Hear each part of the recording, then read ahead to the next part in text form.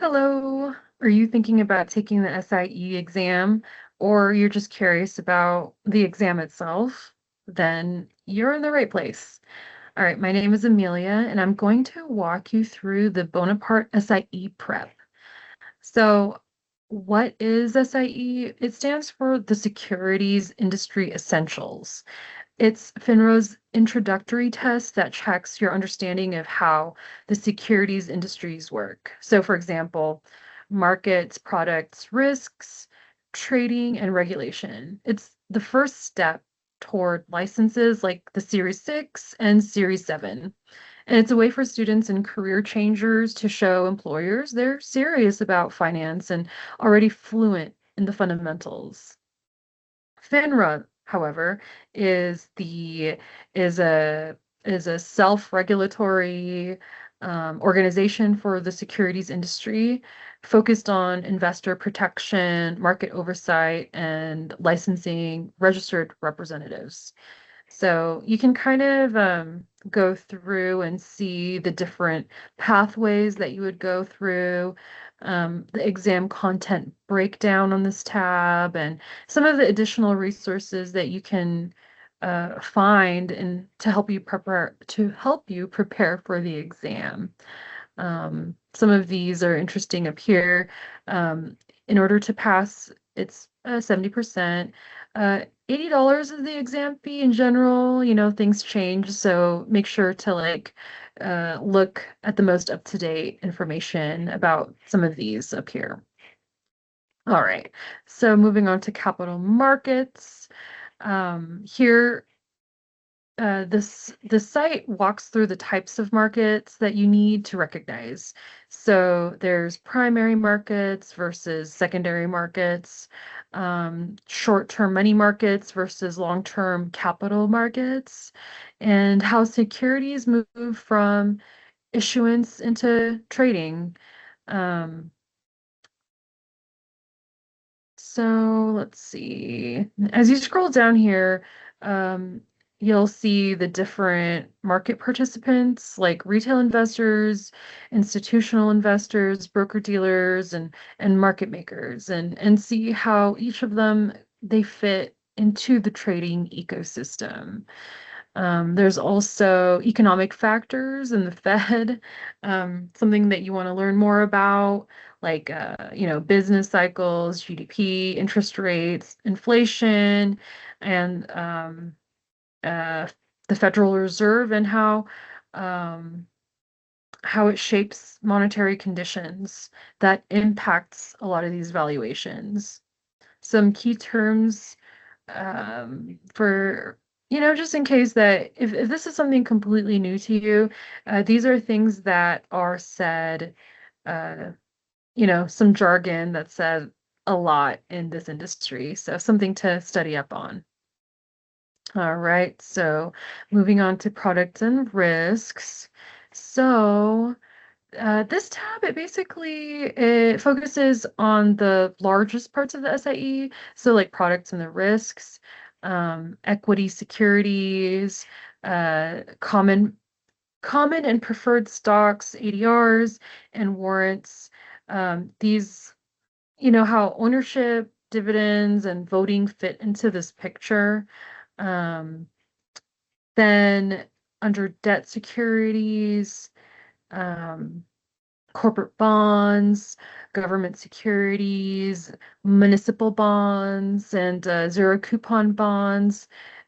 These highlight how interest rates and credit quality drive a lot of the bond behavior.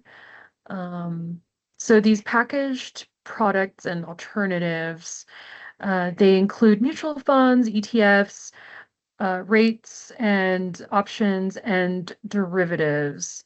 So um, this basically emphasizes how structure, fees, and strategy change risk profiles.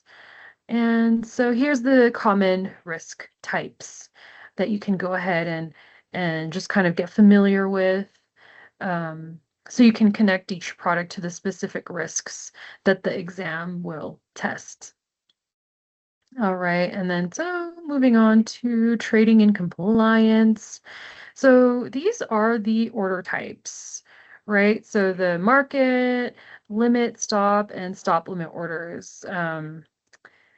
Uh, these are explained like how each one behaves in different market conditions. So as you keep going down, you'll see the different account types like cash accounts, margin accounts, retirement accounts, and joint or custodial arrangements. This clarifies how funding, leverage, and ownership differ. Sustainability and prohibited activities. So this covers a lot of the Reg BI and suitability, traditional suitability standards, along with practices the exam focuses on avoiding is churning, insider trading, of course, and front running. These are forms of market abuse, so basically. So another section of key terms, something to kind of study up on. All right, so for regulatory framework, here are our key regulators. So like the SEC at the federal level, FINRA and other self-regulatory organizations, and MSRB for municipal securities, and the SIPC for investor protection and broker failures. So moving on, you're going to walk through the landmark legislation, basically, that anchors securities regulation. Yeah, you can read through the history of a lot of these and some of these key rules that came out of it. So, FinTech Connect. So, here, this tab basically connects capital markets to innovations like tokenized securities, new settlement bonds, and Regulation CF crowdfunding. So you can see where textbook concepts show up in today's markets.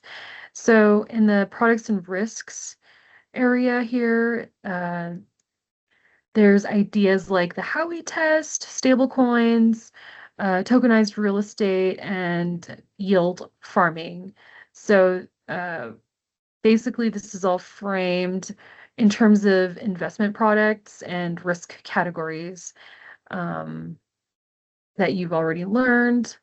On the trading and compliance side over here, um, you'll you'll explore topics like payment for order flow and Reg BI, um, algorithmic and high frequency trading, and crypto specific concerns like wash trading and manipulation. So this basically connects regulatory frameworks to fintech. So SEC, versus the CFTC jurisdiction. So some of these challenges as fintech is getting more incorporated into this world of finance, basically. So something to kind of read more about. Um, so as I mentioned, SIC, SIE, and the FinTech intersection map, something to kind of read about, like the different topics and how a FinTech intersects with it, and why it should matter to you if this is an industry that you want to go into. So here is the Wealth Advisory, Bonaparte Wealth Advisory. So it's just kind of another platform to visit if this is something that you are wanting to like learn more about. And then here is a very useful practice exam bank. You'll find kind of like a curated set of SIE style questions. So they are weighted to match like the official exam um, across everything that we just kind of talked about, like capital markets, products and risks, trading and accounts, and the regulatory framework. So you can filter some of these questions by topic. You can like go over and read through them. So basically, this entire website is supposed to help you feel more prepared um, for the real test. Like anything like this could help reduce, anxiety and help identify maybe some of the weak spots, some things that you need to study more of. So yeah, I mean, sometimes it's also hard to kind of link that abstract theory with the practical kind of exam format. Anyways, that's all I have for you. I hope you learned a little bit about SIE prep. But yeah, that's it. Thank you so much for watching.